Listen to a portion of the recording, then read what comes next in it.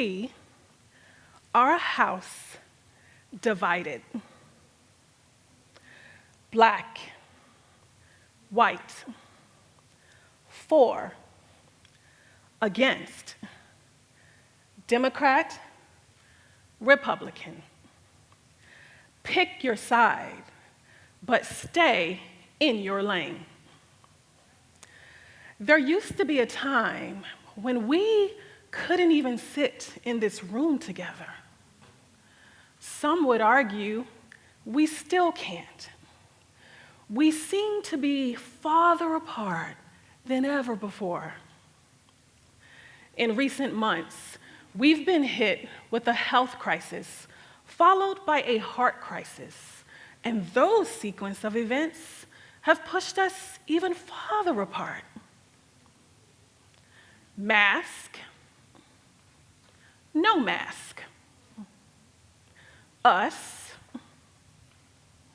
them.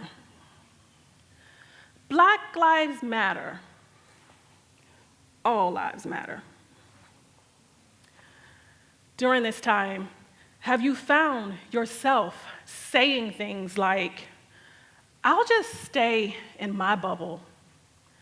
This has nothing to do with me. This is not my problem.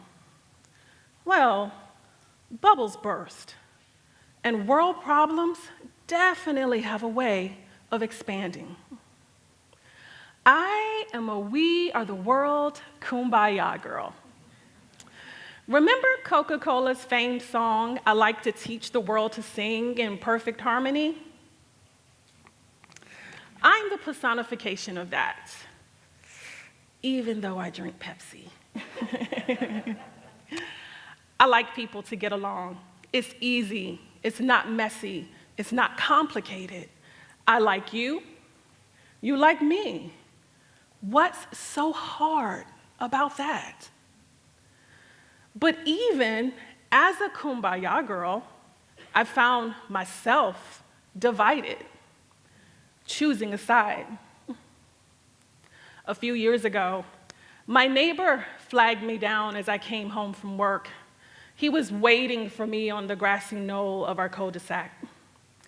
Now, up until this point, he and I had never shared more than a polite wave or a perfunctory head nod. I didn't even know this man's name. But on any given day, you could find him outside working on his house or his car in his perpetual jeans and gray tank top, complete with the matching sweat stains. But on this day, he motions for me to come closer. I'm not trying to be funny. I'm not trying to be funny, he repeats. I'm gonna put a battle flag in my yard. Say what now? Oh, he means a Confederate flag. At this time, there were growing calls for Confederate monuments to come down because a white guy had just killed 9 black people in a South Carolina church. I'm just doing this because the government says that I can't, he defends. My neighbor, he said a few more things, but what I heard was womp, womp, womp, womp, womp. It's your property. Do whatever you want. But thanks for telling me.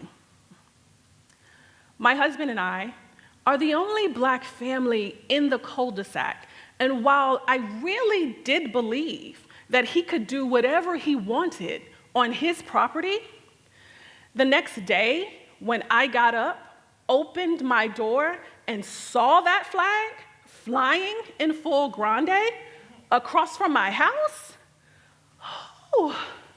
he had just made it personal. And I chose a side. I chose black. I chose angry, and I chose those people. There are stories all around us of people who are divided but not separated. Whether stories of race, like civil rights activist Ann Atwater and KKK leader C.P. Ellis, or even musician Daryl Davis. Have you heard of this guy? He actually converts KKK leaders out of racism. These are people who've gotten over their deep racial divides to make lasting change for us. And what about the stories of class and socioeconomics, like journalist Steve Lopez and Nathaniel Ayers, a homeless musician? They met on an LA street, and their lives have been intertwined for decades, where Steve uses his influence to help Nathaniel with his mental illness and homelessness. And there are stories of injustice with WNBA star Maya Moore and wrongfully convicted Jeremy Irons. They met during a prison ministry, and she spent years of her life fighting to overturn his conviction. These are just a few tales of friendships and alliances that just don't make any sense. But each one of these people did something different. They witnessed. They took the time to get beyond labels, titles, and notions. They made it personal. And in that process, they became advocates, champions, allies.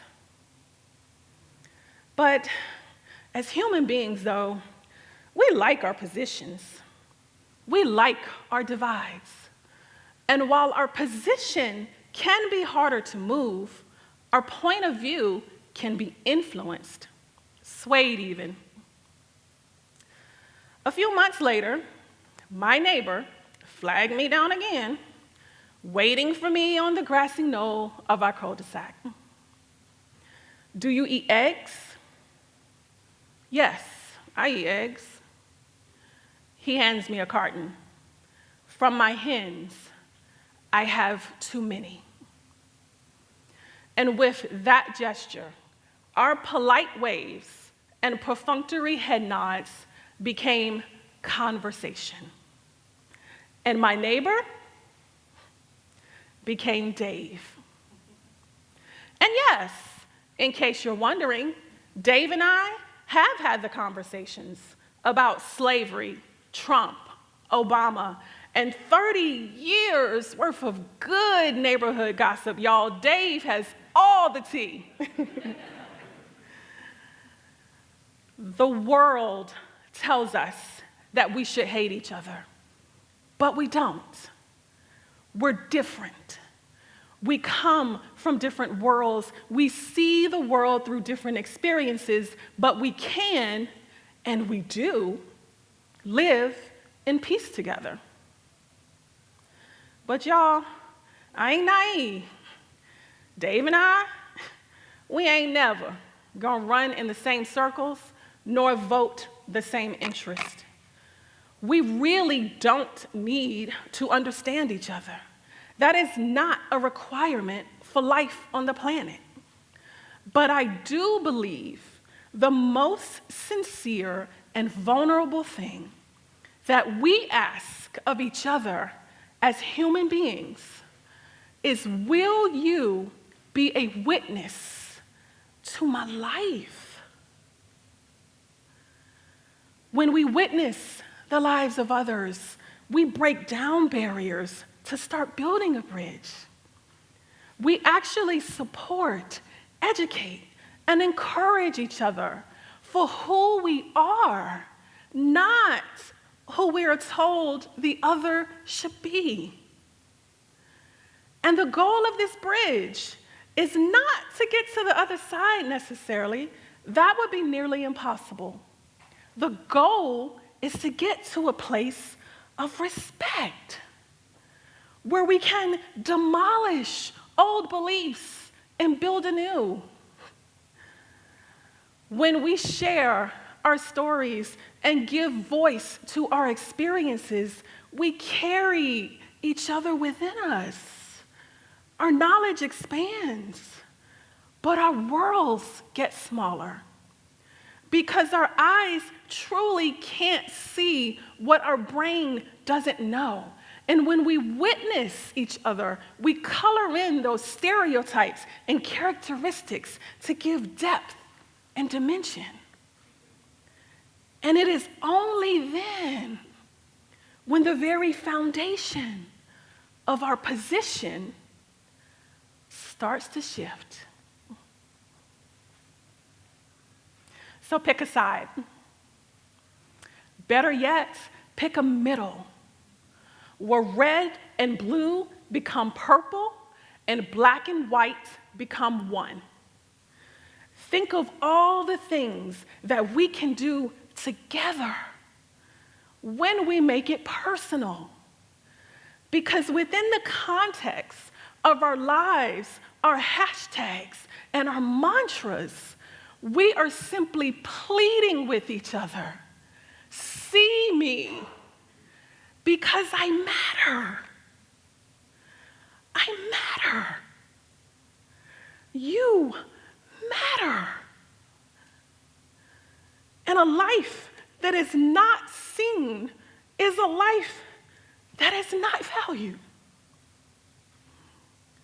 Help alleviate another person's anguish by simply acknowledging their proof of life, their proof of existence. To heal the world, we must become a witness. And we can start that today. I'd like you to turn to your neighbor. And if you're watching this online, just say the words out loud. But ask this very simple question: will you be a witness to my life?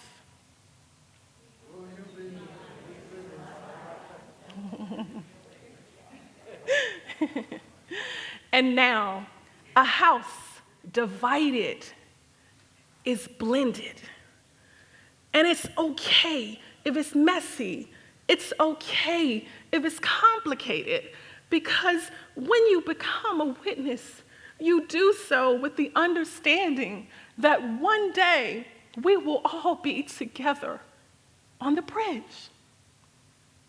In the throes of change, not divided, not one-sided, just together, dedicated to keeping this bridge open for generations to come. Because it really is true. We'll make a better day. Just you and me. That's the song that I hear. Let the world sing today. Thank you.